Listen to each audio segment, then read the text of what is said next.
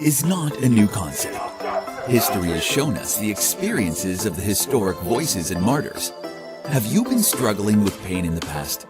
Do you need help with dealing with things that are holding you back from achieving all that you want in life? Tune in to My Pain, Your Gain, hosted by Pastor Arthur Williams. This show is designed to help the next generation accomplish the goals they've set out to attain through practical conversations. Join in and find how to turn prior pain into glorious gain. Good morning. What's up, family? This is your boy, Pastor Art, again, back with you. Thank you for everyone and your birthday wishes on last week.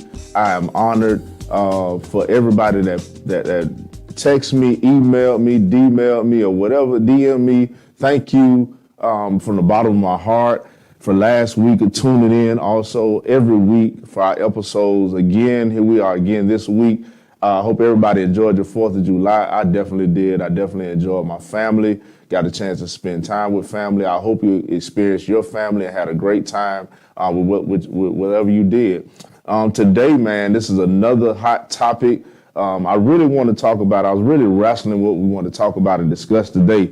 And so from another episode of My Pain, Your Gain, I hope you gain something from this show. Remember to share, like, heart, comment. Next week, I have an amazing guest that I'm bringing on. And so I hope you all tune in again for next week. I'm not going to call his name, but you got to tune in. But he's a very special young man in my life. And so I'm grateful. Again, I want to give homage to my dear friend and brother, Bishop Zemekio Jackson, for the opportunity to share on this page, on this Inspired Network. Listen, this is a great platform to share your vision with. This is a great platform for you to talk, discuss, have conversation about anything that you want to conversate about. There's no limits to Inspired Network right here at Bishop Jackson's building. Listen, this is an amazing studio, and I'm grateful for the opportunity. Today, I've been wrestling and all week long and about time. I've been wrestling about time. And growing up, we always think that we have time. My good friend Bishop Jackson expressed to me when I was coming up in ministry, I would come and spend time with him. And one of the conversations we used to have, he would say, man, don't never lose your passion for preaching. Do not ever lose your passion. And that basically suggested to me, do not get involved with the money aspect of it. Don't get focused on the money coming in, but enjoy the time that you have in preaching. And so I love preaching, but today I want to discuss time. A lot of times when we're young, we're coming out of school, high school, coming up through high school, we think we have time. Well, I want to discuss today that time is not promised to any one of us, to be honest with you. Family, really, time is not really promised to any one of us. I remember at 18, man, I thought, man, I got time to do what I want to do. I got time to chill. I got time to just have fun. But in actuality, I didn't. I didn't have all the time that I thought I had. And so my thought process in this life on today, my thought process is to use my time wisely, because tomorrow is not promised. Something very intriguing happened to me this week.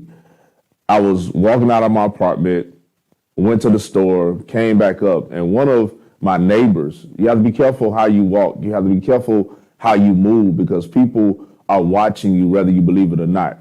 I remember when Paul and Silas was locked in a Philippian jail, and while they were locked in a Philippian jail, the text says that the prisoners were listening. The prisoners were watching them to look how they would respond to their situation. So as I'm walking up to my apartment, there was a young man that I see every day. He speaks to me every day. He talks to me every day. And he's a very nice young man. And so he asked me a question. He said, neighbor, now we really not neighborly anymore. We don't really talk to our neighbors. We really stay to ourselves. But in my environment that I'm in now, our neighbors speak, they talk, they have conversation. And so as I'm walking up the steps, this young man, he's only 23 years old. He runs me down. He says, "Hey, neighbor, can I talk to you for a minute?" I said, "Yeah." He said, "Man, you look like you real deep and heavy in the church, man. I see you leave and you have your kids, and I see you very involved in church." And he said, "Man, I'm just coming to my life where I want to develop a relationship with God." And so I began to talk with him, and he began to share his life story. He began to share his vision. And with me being me, I just began to talk to him. I was just like, "Hey, man, anytime you want to have a conversation, just come talk to me." And he asked me, he said, "What is your favorite scripture?" And I said, "The race is not given to the swift nor to the strong, but to the one that can endure to the very end." That has become my favorite scripture, because it doesn't matter how fast you start the race, but it does matter how you finish. And one of my pet peeves that I live by every day as I grow and develop every day, listen, I have not made it to where I really want to be. I'm striving to get there, but there were some decisions and some choices that I made in my past that kind of detoured me from reaching my destiny faster than I should have, or expeditiously. So as I began to speak with this young man, I began to tell him about writing your vision out, making it plain, writing your goals out, making it plain, and then being in an environment to where you can excel. Being in an environment, meaning everything in my environment must change. The people that I hang with must change, because everybody that's in your environment are not seeking the same success that you are. And so I expressed to him the environment that I'm in. I expressed to him the people, the company that I keep. And so then I began to expose some of my friends and their businesses and their entrepreneurship. And that's what he began to talk about, was entrepreneurship. He wanted to start his own mechanic shop. He has a gift of that. And I said, "You know what? When you're sitting there, you're thinking that you have time. Right now is the time to begin the process. Because once you begin the process of connectivity, then guess what? The skies are the limit for you." And so I began to share with him, being in the company of successful people will change the narrative in your life. Family, I felt so good. Man, listen, I felt great, because not only did he thought enough of me to talk to me and discuss things with me, but he felt comfortable around me because I didn't just throw God on him. I began to talk about life and life decisions. And right at that moment, I understood my assignment in this season. I understood that my assignment in this season, man, is to help this generation get to the level that they really need to be. Not based upon based upon my experiences, based upon what I've developed and the things that I've gone through and where I am now.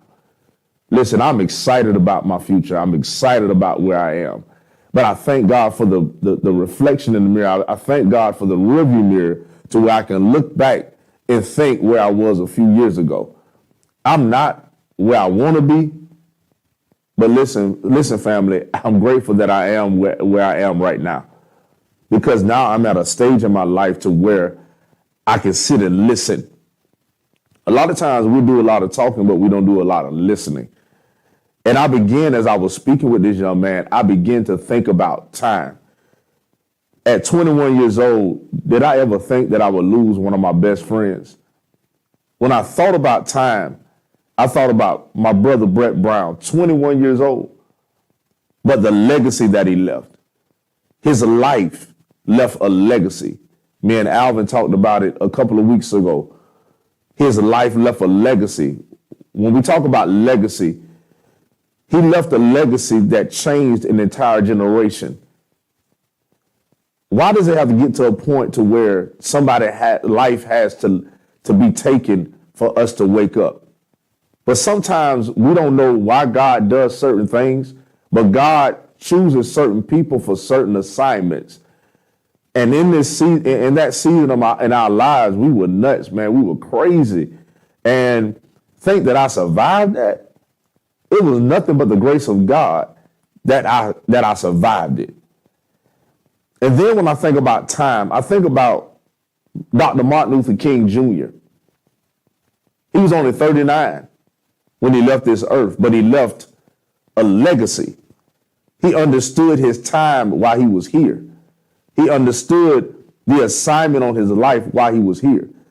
He understood not to worry about tomorrow because tomorrow will handle and take care of itself. But he prepped himself. He prepared himself for greater. He prepared himself for the unexpected end. Even though he knew his end was coming, it was unexpected to us, but he knew his expected end. He knew his assignment while he was here. Time is of an essence. And while we're sitting around thinking that we have time, there's 24 hours in a day that we could be doing something, striving to be great, striving to be successful, and not complaining about what you may be experiencing in your life. I understand life may hit you, throw some jabs, throw some punches in your face, but listen, you have time. You don't have the time that you think you have. Time is of an essence. And what you put in that time and what you put in that hour, what you put in those 24 hours is what could identify your life to people. So Martin Luther King, 39 years old, but look at the civil rights movement. Look at the things that he was able to accomplish in those 39 years. He left the grave. He went to the grave and disappointed the grave because he left everything here. He left his legacy. Malcolm X, 39 years old, assassinated for fighting for the rights of this community, fighting for the rights for us to have rights. Listen, what's going on in our world today, we don't have time. We must pull together. Stop being the crab at the bottom of the barrel and help push one another up. Why are we hating on each other when we should be celebrating one another? Why am I going to hate on Alvin Hodge because he's successful with Never Forget Clothing? Why am I going to hate on Dwayne Brown because he's successful? I call him my brother, but again, I'm hating on him because he's successful with his beard company. He's successful with his job. Why should I hate on James Jairus Sampson because of the success he has in preaching? No, I should celebrate him. There was something that James B. Sampson, his father, suggested to us when we were coming up in the ministry, when we was young in ministry. He was like, he said, sons, listen to me. Don't despise each other's gifts. Each and every one of you have a special gift. Learn how to celebrate each other's gift. A lot of times in our life, we listen, let's be real. This is what this show is about, My Pain, Your Gain. This is what it's all about. Being real and keeping it real. The time that I spend hating or pulling down my brother or not celebrating them, that could be time used to celebrate them and get close to them and receive the residue from their success. Learn and grasp from their success. I spend time with Bishop Zemekiel Jackson because he's successful. Listen, connect to those people that you know can help take you to the next level. Yeah. Why should I hate on James Franklin Smith, who's a successful business owner operating in youth ministry at the same time running Would You Frames? It's not my job to hate on anybody. I have to use the time that I have to be successful. Tupac Shakur, 25 years old, his life was taken. Biggie Smalls, his life was taken at 24. The media built up this hate between two coasts, West Coast and the East Coast, against one another. These two brothers were friends, but they end up being compatible against each other. They end up being enemies rather than celebrating each other. Two great minds gone too soon. There was two different scenarios. Martin Luther King Jr., Malcolm X, assassinated because they were trying to protect our rich history. They were trying to protect, fighting for justice, fighting for equality. Now watch this. Rather than fighting for equality, we should be fighting for equity. Why should I want to be like them when I should want to get to the level to where I own my own things? I celebrate people like Hot T, who runs his flooring company. I celebrate people like Michael Myrick, who are classmates to me, who runs his own microservices that places cameras and TVs in their house, in people's houses. Success. So why should I hate when God has given me the same time that he's given them? Aaliyah, 22, successful career, gone too soon. Nipsey Hussle, 33 years old, trying to build his community, trying to bring his community together. And it was a community that took him out. Why are we continuously biting the hand that feed us? Why are we continuously killing the well that draws the water? Let's learn how to love each other in this season. But we're too busy killing each other and taking each other out. The music that we're listening to, the things that we connect to. If we connect to negativity, that's what we'll wake up to, is negativity. I want to introduce positivity to us.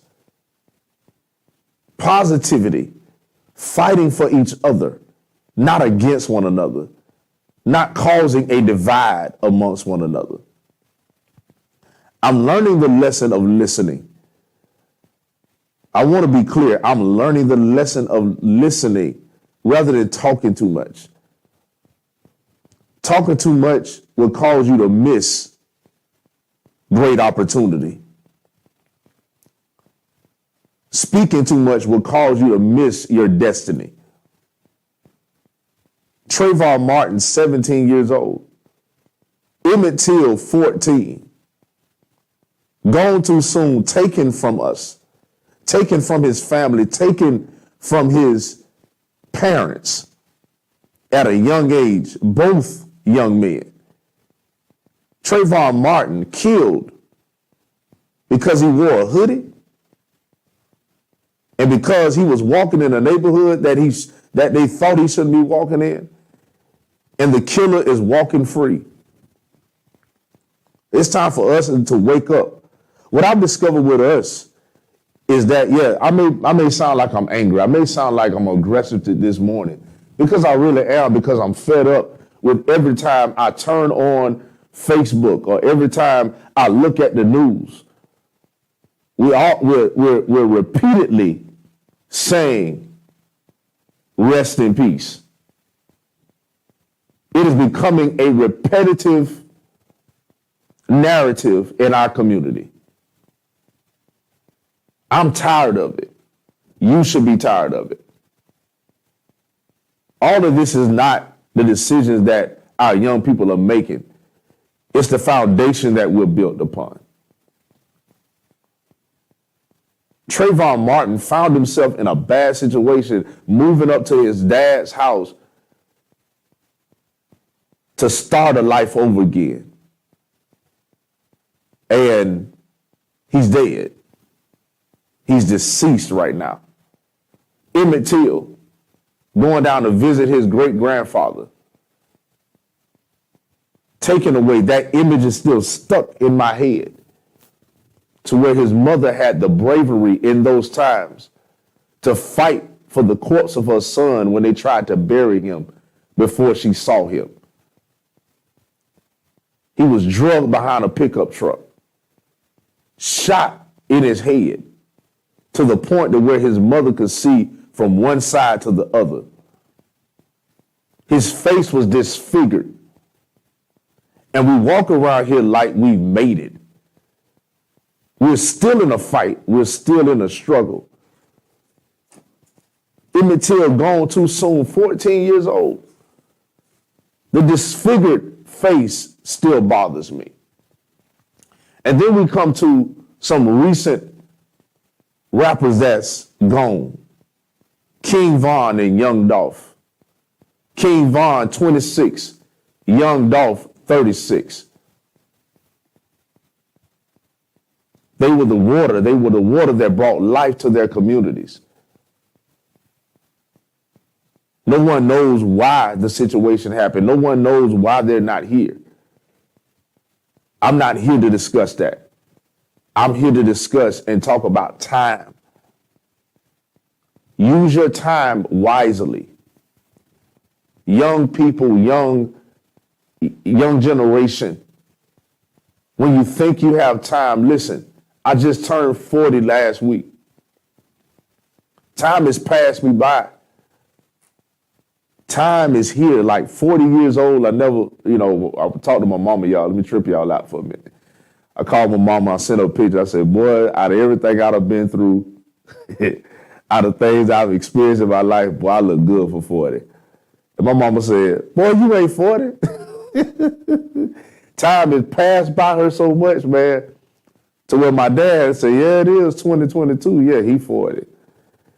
Listen, I'm grateful for the life experiences that I had. I'm grateful that I made it this far, but it ain't over. Because when I leave here, I want to disappoint the grave. I want to be to the point to where I touch somebody's life throughout my lifetime. It starts with my family. It starts with my children, leaving a legacy. It starts with the woman in my life, leaving a legacy. I never thought I would find love or be in love again. But God placed someone in my life. Everyone does not get a second chance. Everyone does not get another chance. Here is your other chance. When you listen to this podcast today, when you listen to My Pain, Your Gain, I want you all today, if you never share another video, share it with some young person. Because they're walking around like zombies, like life doesn't even matter. It doesn't matter to them because they're taking each other's lives like it's nothing. The reality is that time will pass us. And one day we'll look up and say, what did I do with my time? Martin Luther King Jr. can say, I did a lot with my time. Malcolm X said, I did a lot with our time. Nipsey Hussle, 33 years old, did a lot with his time. Tupac Shakur, Biggie Smalls did a lot with their time. But what legacy will you leave? What are you waiting for? The time is now. I was able to help that young man the other day and present myself to him, an open book like somebody did for me. I'm grateful for a James B. Sampson who opened his heart to me. Dr. Matt King Carter, who opened his life to me, who taught me about you can't preach over sin. Dr. Zamekio Jackson, who poured into me, who gave me my first platform as a young man. I look back at that video to remind myself of where I started and where I am now. If I would have never got that opportunity, if I would never sat down with him, I would have never understood the art of preaching, the art of breaking down the text, the art of understanding lifestyle. He spoke to me years ago and told me, Art, you're not going to be able to do what other preachers did. Guess what, y'all? I didn't listen. I still did what I wanted to do. But God gave me another chance to come back to this same platform almost 20 years ago, Jesus. And here I am on the same platform, the same person that gave me an opportunity is giving me another opportunity to share my pain, to help you get to the level to where God really wants you to be. I'm honored for this opportunity to be able to talk to you today, to be able to have a conversation, have a discussion. This is a new world for me, but I had to walk into it. Stop being scared when the opportunity presents yourself. When opportunity comes your way, take it. Walk in it. Don't worry about what critics will say. I was talking with a buddy of mine yesterday, and he said, boy, you know them boys talking about you. You exposing us. You exposing us, and everybody ain't not going to get it. I hope you get it. I'm not exposing the ministry. I'm not exposing the preacher. I'm not selling out the preacher. What I'm suggesting is that mentorship about lifestyle was not available. My life should have aligned up with what I preached about. Am I going to be perfect? No. Am I going to make mistakes? Yes. Am I an imperfect vessel? Yes. But it does not mean that I should take advantage of grace, that I should take advantage of mercy. I challenge you today, family. I challenge you, my Pain Your Game family. I challenge you. This is where the real keeps it real. We're going to continue to keep it real. Every episode is going to be different, but it's still going to have the same narrative. Bringing out the best by exposing my pain, exposing the experience that the experiences that I've had in my life. Every experience that I had in my life and that I went through was not designed by God. It was because of the choices that I made. There's somebody listening to me today. You're questioning your Christianity. You're questioning your relationship. Listen, Christianity is about relationship. It's not about religion. It's about developing your own relationship with God. The Bible says, as I close this thing today, seek ye first his kingdom and his righteousness, and all else will be added unto you. I love you, family. This is where the real keeps it real.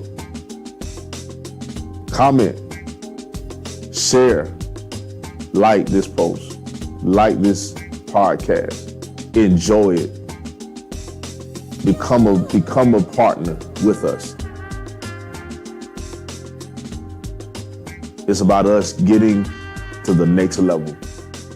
Time is important. What are you going to do with your time? God bless you. Grace and peace. See y'all next week. Overcoming is not a new concept. History has shown us the experiences of the historic voices and martyrs. Have you been struggling with pain in the past? Do you need help dealing with things that are holding you back from achieving all that you want in life? Tune in to My Pain, Your Gain, hosted by Pastor Arthur Williams. This show is designed to help the next generation accomplish the goals they've set out to attain through practical conversations. Join in and find how to turn prior pain into glorious gain.